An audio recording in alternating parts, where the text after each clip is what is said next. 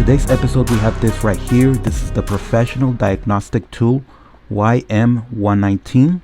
I got this from AliExpress, and this is basically three things. It can show you the codes on your car, so it's an OBDII reader. That's number one. Number two, it's a battery scanner, so it can check the battery voltage and the health of the battery. And number three, it can graph PDIs, so it can graph one PDI at a time. And that's what you get, three things in one tool. So I have already been testing this off camera, and I put it back in the box just for demonstrations and for this video, but it's already looking very good. And I will be demonstrating it right now, and I'm going to cross-reference it with this other tool. This right here, this is a more professional car battery tester, and I'm going to be using this to make sure to see if this and these have the same results, and that's what I want to know, if this is accurate at all. So I have this to make a cross-reference, and I have this older tool that can also help me find out if this is actually giving me good results. So let's open it up. So when you open it up, you get this right here. You get the tool, of course. You get a user manual, which you don't really need. I mean, you can read it if you want. And this is what you get. So it's very nice and compact. Let me get a bill. This is an American $100 bill. And let's see what the cord length is. I'm going to measure this off camera. Okay, so the cord measures 2 feet approximately, not exactly, but approximately 2 feet, which is about 60 centimeters. And this is what you get, of course. You get these buttons, and they're fairly satisfying to press. And let's go to the car and let's test this out.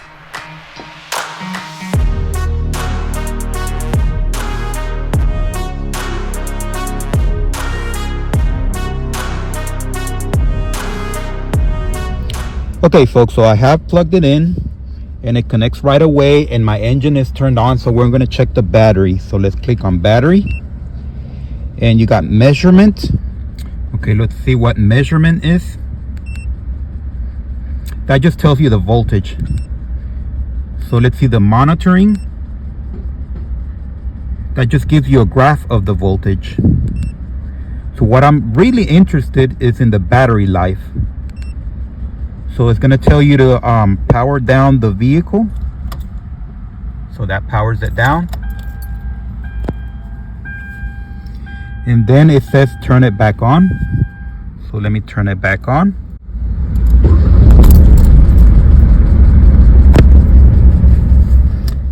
And yes, it says it has a good battery.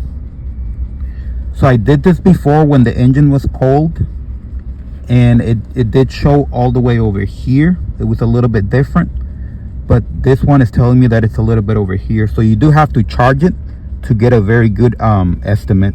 So I do have a good battery, so that's a good thing. And that is by far the most interesting part of this OBDII reader.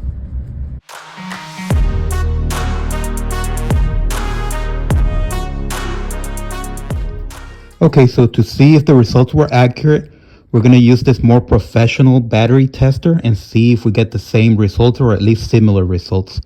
So let's connect it. I think I'm going to have to do this off camera because I only got 2 hands. Maybe not. Let me do the positive first.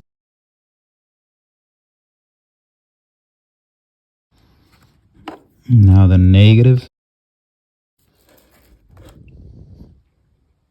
And this turns on. Okay, so this is 600 cold cranking amps. So let's click so remember, this is just for reference. This is not the device that we were testing. This is a separate device, so we're going to see if we get the same results. In vehicle, inside the vehicle. Battery test.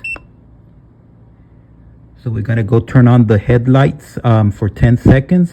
So let's do that.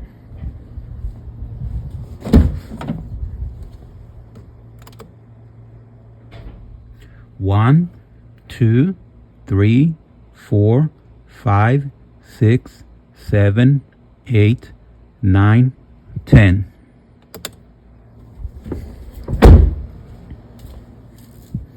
Let's proceed. Regular flooded. Cold cranking amps. So it's going to be 600. And this is what we get. So 84% state of health and state of charge 82%. So it's a good battery. And it looks very similar to the results that we got previously. So that's a good thing. Okay, so let's see the results of the YM119 and the cross-reference tool, the BT300. As you can see on the left, it says good. The arrow's on good on the green side, and on the right you can see that the health level is the state of health is 86 all the way to the right. So the results are similar, very similar. So that's a good thing, because we know that the BT300 is a professional tool. So that means that the YM119 is giving us some very good, accurate results.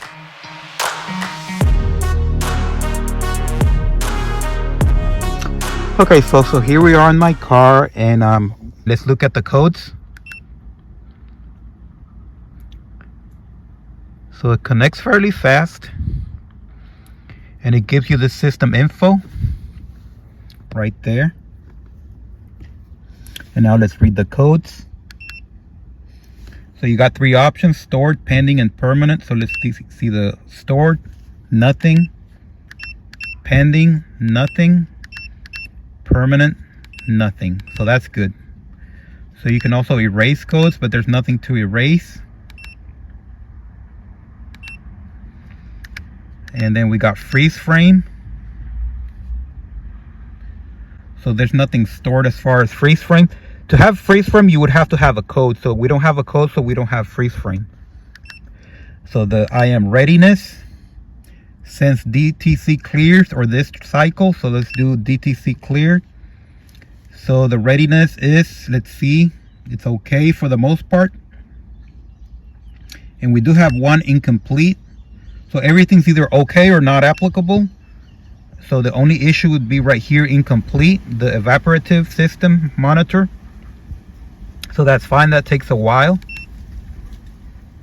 And then this drive cycle, it'll give you something similar. Everything is okay. So I want to be thorough. So here's the vehicle information. I don't think that's that important. Live PCM. Let's see what this is about.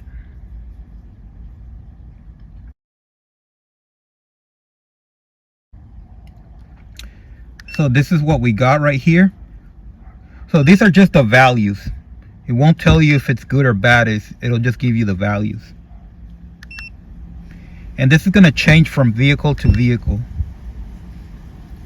So older vehicles will have less than that. And now we have curb. So you can select which one of these. For example, let's do RPM. But I'm going to have to turn on the vehicle so you can see better. Okay, so let's do RPM again. And then I'm not really sure what this is, but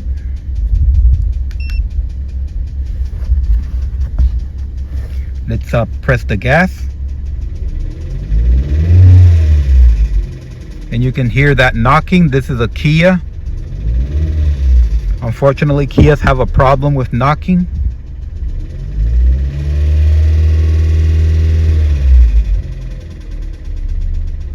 Okay, so that works. Okay, so that was real-time curb. O2 sensor test. So this vehicle does not support this. So don't even bother with older vehicles. And then the monitor. So you got the catalyst and all other things. So you got these values right here, and it'll tell you if it passes or not. But the thing is, you don't really need to know any of this, because it'll trigger a code for the most part. So this is only important if you're buying the car,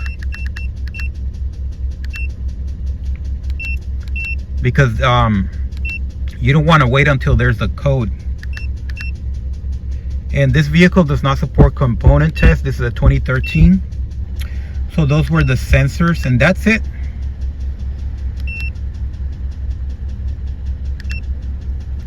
Okay, so we've talked about diagnostics, battery, and then there's this library.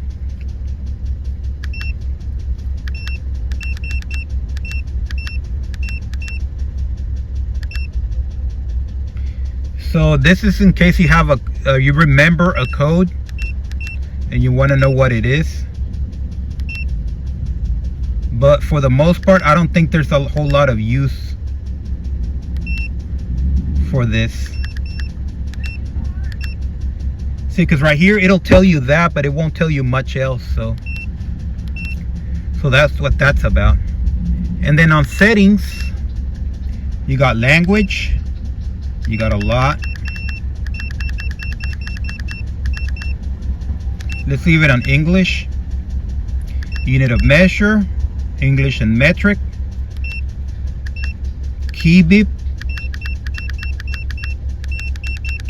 You can make it loud, or you can turn it off. I'm gonna leave it there. And backlight. You can dim it, and you can make it brighter. So I'll leave it on bright. And that's about it. So I'm very happy with it, and it's very nice and compact. And I like everything about it. And here you can put it on a nail on the wall if you want. So it's pretty cool. Very simple, and you got your battery tester and your OBDII code reader at the same time. So let's go indoors for the final thoughts. Okay folks, so we have reached the end of this review, and overall I'm very happy with this. This is by far my favorite tool as far as OBDII readers, because it has that integrated battery tester as well as the OBDII codes.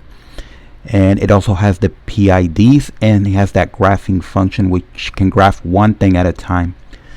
The next best thing to this would be here, this thing right here, the Innova 5610.